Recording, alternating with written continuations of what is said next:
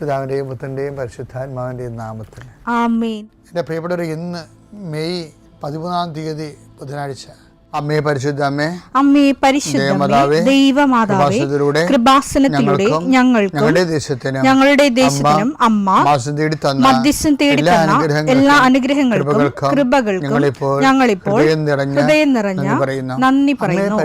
അമ്മേ പരിശുദ്ധമേ, ദൈവമാതാവേ, 2004 ഡിസംബർ 7 ഉച്ചകഴിഞ്ഞ് 2:30 കൃപാസനത്തിൽ സംഭവിച്ച അമ്മയുടെ പ്രത്യക്ഷപ്പെടലിനെ തിരുസഭയ്ക്ക് സമർപ്പിച്ചിരിക്കുന്ന പഠനരേഖകളുടെ മേൽ സഭാത്മകമായ പഠനം ആരംഭിക്കുവാൻ ഞങ്ങൾ പ്രാർത്ഥിക്കുന്നു.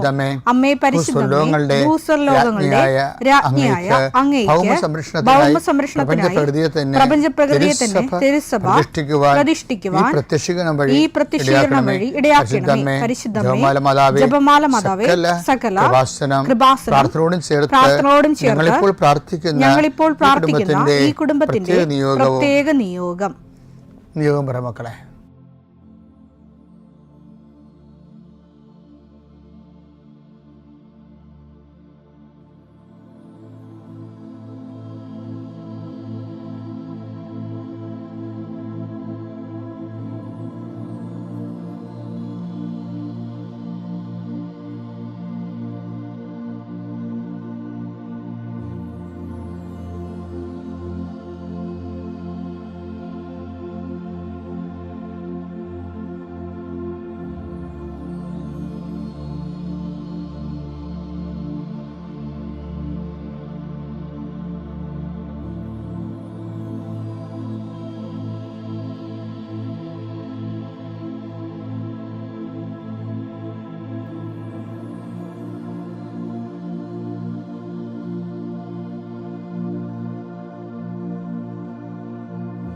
അമ്മയുടെ പ്രത്യക്ഷീകരണത്തിന്റെ ഈ അനുഗ്രഹവേളയിൽ ഞങ്ങൾക്ക് സാധിച്ചു തരുവാൻ കനിയണമേ. ആമേൻ. വിശ്വാസ പ്രമാണം.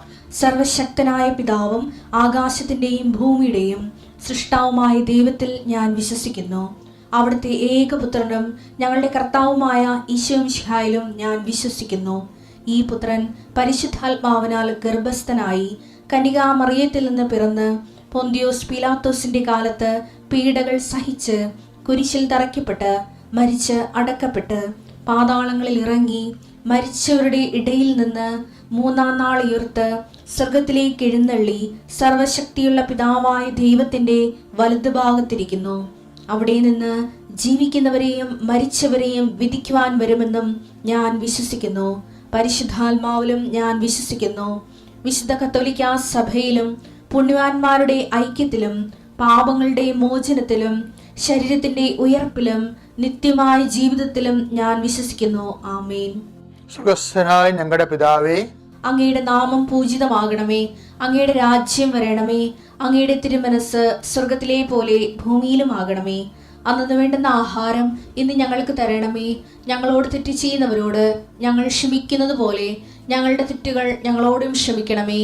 ഞങ്ങളെ പ്രലോഭനത്തിൽ ഉൾപ്പെടുത്തരുതേ, തിന്മയിൽ ഞങ്ങൾ രക്ഷിക്കണമേ. ആമേൻ. നന്മ നിറഞ്ഞ മറിയമേ, സ്വസ്തി. കർത്താവ് അങ്ങയുടെ കൂടെ സ്ത്രീകളിൽ അങ്ങ് അനുഗ്രഹിക്കപ്പെട്ടവളാകുന്നു. അങ്ങയുടെ ഉദരത്തിൻ ഫലമായി ഈശോ അനുഗ്രഹിക്കപ്പെട്ടവനാകുന്നു. പരിശുദ്ധ മറിയമേ, തമ്പുരാന്റെ അമ്മേ, പാപികളായ ഞങ്ങൾക്ക് വേണ്ടി ഇപ്പോഴും ഞങ്ങളുടെ മരണസമയത്തും തമ്പുരാനോട് അപേക്ഷിക്കണമേ. ആമേൻ. കർത്താവേ, നിന്റെ ഉന്നതമായ നാമത്തിന് സ്തോത്രം ചെയ്യുന്നു. കർത്താവേ, നിന്റെ വിശുദ്ധ പൗരോഹിത്യത്തെ മഹത്വപ്പെടുത്തണമേ. കർത്താവെ, സഭയിലുള്ള സാന്നിധ്യം പ്രകടമാക്കണം. 40 വർഷം ഞാൻ അർപ്പിച്ച കൃപാനയുടെ യോഗ്യതയാൽ കൃപാസ്ഥാനത്താറെ ജീവനോടെ പ്രത്യക്ഷപ്പെട്ട പരിശുദ്ധ അമ്മയുടെ മാധ്യസ്ഥത്തിലെ ഞാൻ മക്കളെ ആശീർവദിക്കുന്നു. ഞങ്ങൾ ചില പ്രോജക്റ്റുകൾക്ക് വേണ്ടിയും ചില പോംവഴികൾക്ക് വേണ്ടിയും ജീവിതത്തിലെ ചില പ്രയാസങ്ങൾ, സാമ്പത്തിക വിഷയങ്ങളായാലും മറ്റു വിഷയങ്ങളായാലും മാറുന്നതിന് വേണ്ടി സംസാരിക്കാൻ പോകുന്ന വ്യക്തികളിൽ, നിങ്ങൾ സംസാരിക്കാൻ പോകുന്ന വ്യക്തികളിൽ ഇന്ന് പരിശുദ്ധാത്മ നിറയട്ടെ. സുന്ദരി മാതാവ് സമയത്തിനധികമായ പരിശുദ്ധാത്മ കൃപാസന മാതാവ് ഇന്ന് നിങ്ങളുടെ കൂടെ യാത്രയാവുകയും നിങ്ങളുടെ കൂടെ വരികയും ചെയ്യട്ടെ. നിങ്ങൾക്ക് സംസാരിച്ച് ഒതുക്കാൻ പറ്റാത്ത വിഷയങ്ങൾ, നിങ്ങൾ സംസാരിച്ച ശരിയാകത്തില്ലെന്ന് തോന്നുന്ന സ്ഥലങ്ങളിൽ കർത്താവ് തന്നെ മറുപക്ഷത്ത് നിന്നുകൊണ്ട് നിങ്ങൾക്ക് അനുകൂലമായ ഒരു സാഹചര്യം ഉണ്ടാക്കിത്തരാൻ കർത്താവിൻ്റെ നാമത്തിൽ ഞാൻ നിങ്ങളെ ആശീർവദിക്കുന്നു. കർത്താവേ, കുടുംബം വന്ന് പെട്ടിരിക്കുന്ന വഴികൾ ഒരു തീരുമാനം എടുക്കാൻ പറ്റാത്തവർ, പല വിഷയങ്ങളെക്കുറിച്ചും ഏത് ജോലിക്ക് പോകണം, ഏത് നാട്ടിൽ പോകണം, ഏത് രാജ്യത്ത് പോകണമെന്ന് അറിയാൻ പാടില്ലാതെ വിഷമിക്കുന്നവർ, എന്ത് പഠിക്കണമെന്ന് അറിയാൻ പാടില്ലാതെ വിഷമിക്കുന്നവർ, ഒരു തീരുമാനം എടുക്കാൻ പറ്റാത്തവർ, അവർക്ക് പരിശുദ്ധാത്മാവ് പ്രവർത്തിച്ചുകൊണ്ട് അവർക്ക് പുതിയ തീരുമാനം എടുക്കാൻ കർത്താവ് നിങ്ങളെ സഹായിക്കട്ടെ. എൻ്റെ കർത്താവിൻ്റെ ഉന്നതമായ നാമത്തിൽ സഭയുടെ അധികാരത്തിൽ കുരിശിൻ്റെ അടയാളത്തിൽ ദൈവശക്തിയാൽ രോഗപീഠകൾ, വേദന രോഗങ്ങൾ, മറ്റ് വ്യക്തികളുമായിട്ടുള്ള വഴക്കുകൾ, കേസുകൾ, കോടതി കേസുകൾ, പോലീസ് കേസുകൾ, ഇൻ്റർവ്യൂകൾ, ടെസ്റ്റുകൾ, പരീക്ഷാ ഫലങ്ങൾ നിങ്ങൾക്ക് അനുകൂലമായിരിക്കാൻ പരിശുദ്ധ മാതാവിൻ്റെ മധ്യസ്ഥലെ ഞാൻ നിങ്ങളെ യേശുനാമത്തെ ആശീർവദിക്കുന്നു. നിത്യപിതാപുത്രൻ പരിശുദ്ധാത്മാശ്വരശ്വരെ നയിക്കുവാവേ. നമ്മൾ ഇന്ന് ചിന്തിക്കാൻ പോകുന്നത് അടിമനസ്സിലെ അവിശ്വാസം എന്നുള്ള. അടിമനസ്സിലെ അവിശ്വാസം എന്ന് പറയുമ്പോൾ ഇപ്പോൾ ഞാൻ ഈ ദിവസങ്ങളിൽ കൈകാര്യം ചെയ്തിരിക്കുന്ന രശ്മി തോമസിൻ്റെ സാക്ഷ്യങ്ങളിൽ ഒരു കാര്യം അടിമനസ്സിലെ അവിശ്വാസമാണ്. ഇവർക്ക് 27 വർഷമായിട്ടുള്ള നടുവിന് രോഗമാണ്, ഭയങ്കര വേദനയാണ്, അവർക്ക് പള്ളിയിൽ പോകാൻ പോലും പ്രയാസമാണ്. പക്ഷേ അവർ രാത്രി വേദനയ്ക്ക് എങ്ങനെയെങ്കിലും ആശുപത്രിയിൽ പോയാൽ മതി എന്ന് വിചാരിച്ചുകൊണ്ട് അവർക്ക് ഇഴഞ്ഞാണ് അവർ വാഷ്റൂമിൽ പോണത്, തിരിച്ചു വന്ന് ഇഴഞ്ഞ വന്നത്. അപ്പോൾ അവർ സൈക്കിളിൻ്റെ ഭർത്താവിനെ വിളിക്കും, ഇതൊക്കെ എങ്ങനെയാണ് ആശുപത്രിയിൽ പോകണമെന്ന് പറയും. അയാൾ വരുമ്പോൾ താമസിച്ച് പോകും, രാത്രി 11 മണിയാവും. അപ്പോൾ അദ്ദേഹം പറയും നമുക്ക് പോയാലോ എന്ന് പറയുമ്പോൾ അവിടെ പറയും ഇനിയിപ്പോൾ ഡോക്ടർമാരൊന്നും നല്ല ഡോക്ടർമാരൊന്നും കാണത്തില്ല, രാവിലെ പോകാം.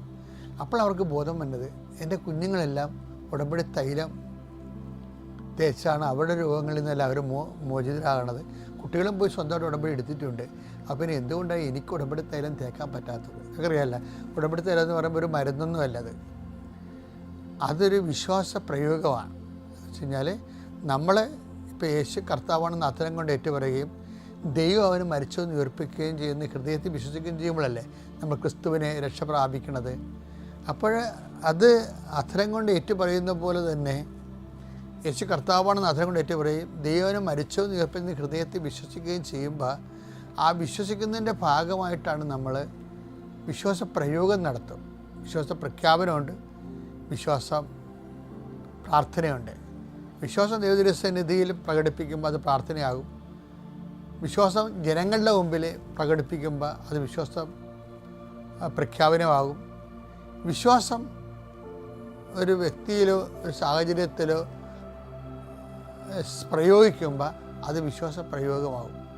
ഉടമ്പടി തൈലമൊക്കെ യേശു കർത്താവാണെന്ന് അത്തരം കൊണ്ട് ഏറ്റുപറഞ്ഞ് ദൈവവനെ മരിച്ചെന്ന് ഉയർപ്പിച്ചെന്ന് ഹൃദയത്തിൽ വിശ്വസിക്കുന്നതിൻ്റെ ഭാഗമായിട്ട് തെറ്റാതെ വിശ്വാസ പ്രമാണം ചൊല്ലി കർത്താവെ നിങ്ങൾ കുടുംബങ്ങളിലേക്ക് പോകുവാൻ, അവിടെയുള്ള രോഗികളെ സുഖപ്പെടുത്തുവാൻ എന്ന് പറഞ്ഞ വിശ്വസിക്കുന്ന കൂടെ ഈ അടയാളം ഉണ്ടായിരിക്കും എന്ന് പറഞ്ഞില്ലേ?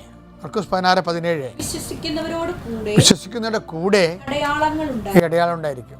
അവർ എന്റെ നാമത്തിൽ പിശാചുക്കളെ ബഹിഷ്കരിക്കും, പുതിയ ഭാഷകൾ സംസാരിക്കും, അവർ സർപ്പങ്ങളെ കയ്യിലെടുക്കും, മാരകമായ എന്ത് കുടിച്ചാലും അത് അവരെ ഉപദ്രവിക്കുകയില്ല, അവർ രോഗികൾ അതാണ് സംഭവം. അവർ രോഗികളുടെ മേൽ കൈവെക്കും, അവർ സുഖം പ്രാപിക്കും. വിശ്വസിക്കുന്നവർക്ക് കർത്താവ് നൽകുന്ന അടയാളം അതിലൊന്നാണ് രോഗസൗഖ്യം. അപ്പോൾ അത് വിശ്വസിച്ചുകൊണ്ട് കർത്താവിൻ്റെ നാമത്തിൽ വിശ്വസിച്ചുകൊണ്ട് യേശു കർത്താവാണെന്ന്, കർത്താവിൻ്റെ നാമത്തിൽ വിശ്വസിക്കുന്നത് എന്താണ്? യേശു കർത്താവാണെന്ന് അതിനെ കൊണ്ട് ഏറ്റു പറയണം. ദൈവനെ മരിച്ചെന്ന് ഉയർപ്പിച്ചെന്ന് ഹൃദയത്തിൽ വിശ്വസിക്കണം. എന്നിട്ട് അത് പ്രയോഗിക്കുമ്പോഴാണ് വിശ്വാസ പ്രയോഗം.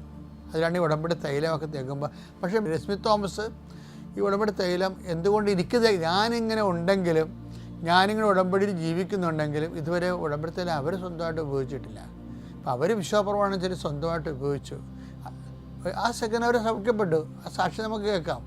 അവർ നേഴ്സിംഗ് പ്രൊഫസറാണെന്ന് ഓർക്കണം, അല്ല സാധാരണ ലേഡിയല്ല, നേഴ്സുമാരെ പഠിപ്പിക്കുന്ന പ്രൊഫസറാണ്. പക്ഷെ അവരെ ചെയ്യുമ്പോൾ അവർക്ക് സൗഖ്യം വരുന്നതിൻ്റെ കാരണം ഈ മർക്കോസിൻ്റെ 16:17 അവർ രോഗിയുടെ മേൽ കൈവെക്കും, അവർ സുഖം പ്രാപിക്കും. അവരുടെ അത് കൈവെക്കണമല്ല പ്രശ്നം, വിശ്വസിക്കുന്നതിൻ്റെ കൂടെയാണ്. പക്ഷേ വിശ്വസിക്കുമ്പോൾ ഒരു പ്രശ്നമുള്ളത്, നമ്മളെപ്പോഴും ശ്രദ്ധിക്കേണ്ടത്, നമുക്ക് വിശ്വാസമൊക്കെ ഉണ്ട്, പക്ഷേ നമ്മളുടെ വിശ്വാസത്തിൽ ദൈവം അവിശ്വാസം കണ്ടെത്തരുത്. അതൊരു വല്ലാത്ത പ്രശ്നമാണ്. പലരുടെയും വിശ്വാസം ദൈവം, ഇപ്പോൾ ഇവർ തന്നെ ഇത്രയും വലിയ നല്ല ലേഡിയായിട്ട് പോലും അവരൊരു അവിശ്വാസം ഇല്ലായിരുന്ന, അവരുടെ മക്കളൊക്കെ എല്ലാം രോഗപ്പെടുത്തെല്ലാം തേച്ച് സുഖപ്പെടുമ്പോൾ ഇവരെന്തുകൊണ്ടാണ് ചെയ്യാത്തത്? അവർക്ക് ഒരു അവിശ്വാസം ഉണ്ടാകും അതിനുള്ളിൽ. അതിന് ചിലർക്കാണ് ഈ അഭിഷേകം ഉള്ളത്, വിശ്വാസ പ്രയോഗത്തിൻ്റെ അഭിഷേകം ഉള്ളവർക്കാണ് അത് ചെയ്യാൻ എളുപ്പം. വിശ്വാസ പ്രയോഗത്തിൻ്റെ അഭിഷേകം ഉണ്ടാകണം. ദൈവം അവരുടെ പ്രയോഗങ്ങളെ അംഗീകരിക്കണം. അത് നമ്മുടെ വിശ്വാസത്തിൽ ദൈവം അവിശ്വാസം കണ്ടെത്തരുത്. അതുകൊണ്ടാണ് ഈശോ ചോദിക്കുന്നത്, എങ്കിലും മനുഷ്യപുത്രൻ വരുമ്പോൾ വിശ്വാസം കണ്ടെത്തുമെന്നില്ലേ? ലുക്കാ 18:8.